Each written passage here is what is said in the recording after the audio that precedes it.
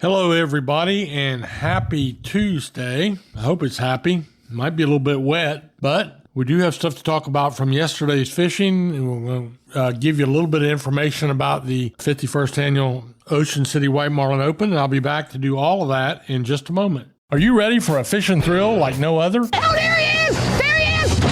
Oh, got him up! As seen on Wicked Tune Outer Banks, the Carolina Girl, captained by majestic Jessie Anderson, is a custom, luxurious 53-foot Jarrett Bay built boat running out of Hatteras Harbor Marina. Let Jessie and her crew give you a fishing experience of a lifetime. To book a trip, go online to CarolinaGirlSportFishing.com. Carolina Girl Sport Fishing, your offshore adventure awaits.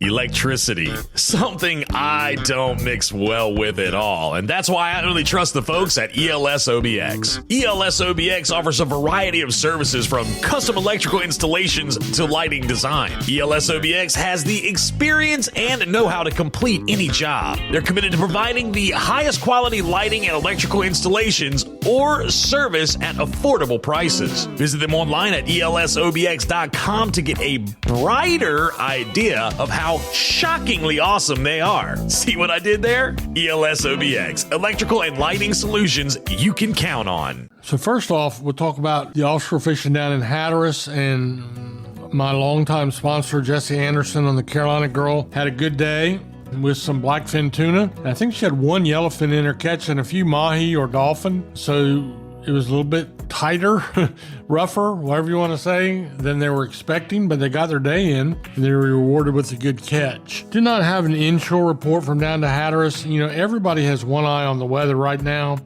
but the Oregon Inlet offshore fleet had mixed catches of yellowfin tuna, a few blackfin tuna, a few mahi. Neither fleet, at least what few boats went, I did not see much in the way of a billfish catch. But Oregon Inlet, there were a few boats doing some ribbon fishing and catching some Spanish mackerel and some drum around the inlet. So before we leave the offshore report, we will talk about the 51st Annual Ocean City White Marlin Open, probably one of the biggest billfish tournaments in the world, if not the biggest. 199 boats of the 318 that are entered went fishing today. They're going to try to whack up $8.5 million in prize money.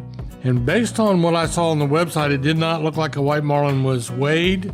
However, there was 2 tunas. Now listen to these numbers. And I checked to make sure I had the commas in the right places. There was a 178-pound tuna weighed. That was worth $1,916,000. But then there was a slightly smaller tuna, 166 pounds, and evidently that boat was in more categories, entry categories, and they stand to win $4,260,000. Can you believe that? A lot of money for a tuna.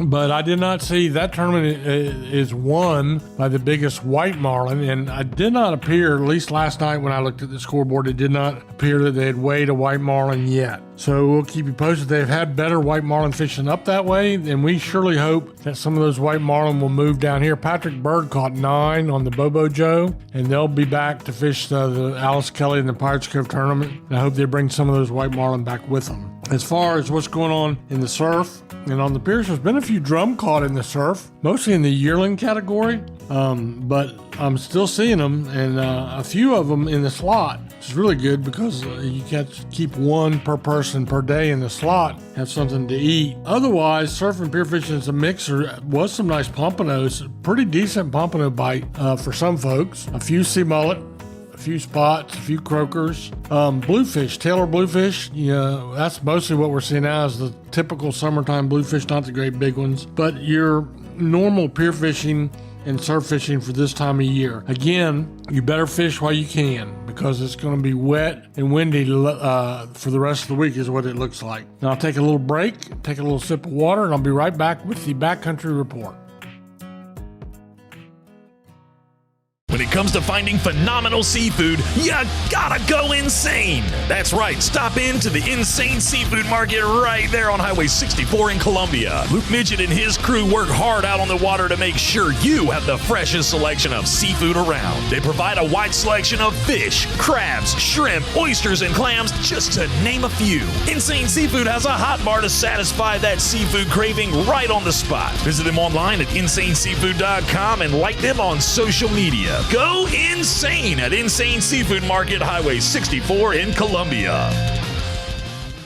Okay, in the backcountry, same old thing, business as usual. That's a good thing because the drum bite is really good. There are a lot of drum being caught, mostly above the slot limit, meaning you have to release them. But good catches of some done by sight casting, some done on cut bait.